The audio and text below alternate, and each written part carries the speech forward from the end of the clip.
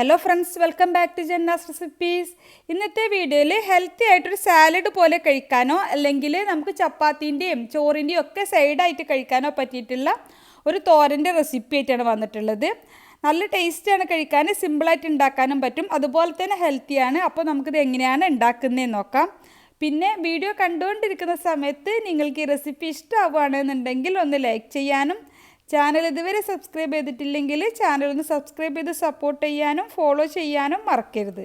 അപ്പോൾ ഈ റെസിപ്പി ഉണ്ടാക്കുന്നത് ബ്രൊക്കോളി വെച്ചിട്ടാണ്. അതിനായിട്ട് മീഡിയം സൈസിലൊരു ബ്രൊക്കോളി എടുത്തിട്ടുണ്ട്. ഇത് മുഴുവനായിട്ട് എടുക്കണില്ല, ഇതിന് പകുതി മാത്രം എടുത്തിട്ട് പൊടിയായിട്ട് കട്ട് ചെയ്ത് മാറ്റി വെച്ചിട്ടുണ്ട്. ഇനി പാൻ വെച്ച് ചൂടാകുമ്പോൾ അതിലേക്ക് 1 ടേബിൾ സ്പൂൺ വെളിച്ചെണ്ണ ഒഴിക്കുക. 1/2 ടീസ്പൂൺ കടുക് ഇട്ട് പൊട്ടുമ്പോൾ കുറച്ച് കറിവേപ്പില കൂടി ചേർത്തിട്ടുണ്ട്. ഇതിലേക്ക് പൊടിയായിട്ട് അരിഞ്ഞിട്ടുള്ള ബ്രൊക്കോളി ഇട്ട് കൊടുക്കാം. 1.5 കപ്പാണ് ഇതുള്ളത്. ഇപ്പോൾ ഇതിൻ്റെ കൂടെ തന്നെ ഒരു മീഡിയം സൈസിലുള്ള ക്യാരറ്റ് പൊടിയായിട്ട് കട്ട് ചെയ്തത് ചേർത്തിട്ടുണ്ട്. അതുപോലെ ആവശ്യത്തിനുള്ള ഉപ്പ് കൂടി ചേർത്തിട്ട് നന്നായിട്ടൊന്ന് മിക്സ് ആക്കി കൊടുക്കാം. നന്നായിട്ടൊന്ന് മിക്സ് ആക്കിയതിന് ശേഷം ഇത് ലോ ഫ്ലെയിമിൽ ഒന്ന് അടച്ച് വെച്ച് വേവിക്കാം. വെള്ളമൊന്നും ഒഴിക്കാതെയാണ് അടച്ച് വെക്കുന്നത്. അപ്പോൾ ഫ്ലെയിം കുറച്ച് വെക്കാൻ വേണ്ടിയിട്ട് പ്രത്യേകം ശ്രദ്ധിക്കണം. അപ്പോൾ നന്നായിട്ടൊന്ന് തട്ടിപ്പൊത്തി വെച്ചതിന് ശേഷം നമുക്കിതൊന്ന് അടച്ച് വെക്കാം. ഇതൊന്ന് ചെറുതായിട്ടൊന്ന് ചൂടായി വരുന്ന സമയം കൊണ്ട് നമുക്കിതിലേക്ക് ചേർക്കാനായിട്ടുള്ള ഒരു അരപ്പ് തയ്യാറാക്കാം. അപ്പോൾ അതിനായിട്ട് മിക്സിയുടെ ചെറിയ ജാറിലേക്ക് ഒരു 4 ടേബിൾ സ്പൂൺ ചിരുവിയ തേങ്ങ എടുത്തിട്ടുണ്ട്. പിന്നെ ഒരു 3-4 ചെറിയുള്ളി ചേർത്ത് കൊടുക്കാം. പിന്നെ എരിവിനായിട്ട് 2 പച്ചമുളകാണ് എടുത്തിട്ടുള്ളത്.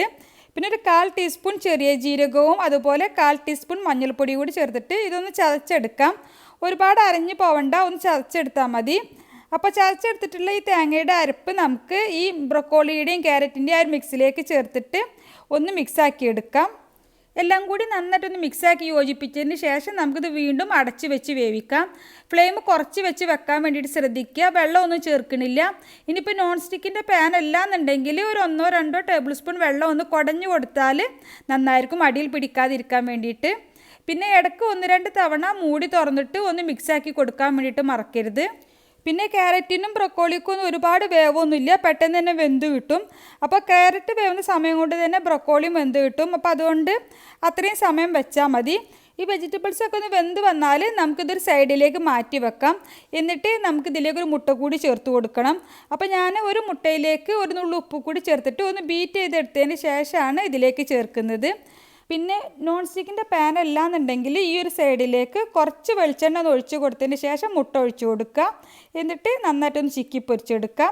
ഇതിപ്പോൾ നോൺ സ്റ്റിക്കിൻ്റെ പാൻ ആയതുകൊണ്ട് ഞാൻ പ്രത്യേകം വെളിച്ചെണ്ണ ഒഴിച്ച് കൊടുത്തിട്ടില്ല. അല്ലാന്നുണ്ടെങ്കിൽ അടിയിൽ പിടിക്കാൻ സാധ്യതയുണ്ട്, അതുകൊണ്ടാണ് കുറച്ച് വെളിച്ചെണ്ണ ഒഴിച്ച് കൊടുക്കാൻ വേണ്ടിയിട്ട് പറഞ്ഞത്.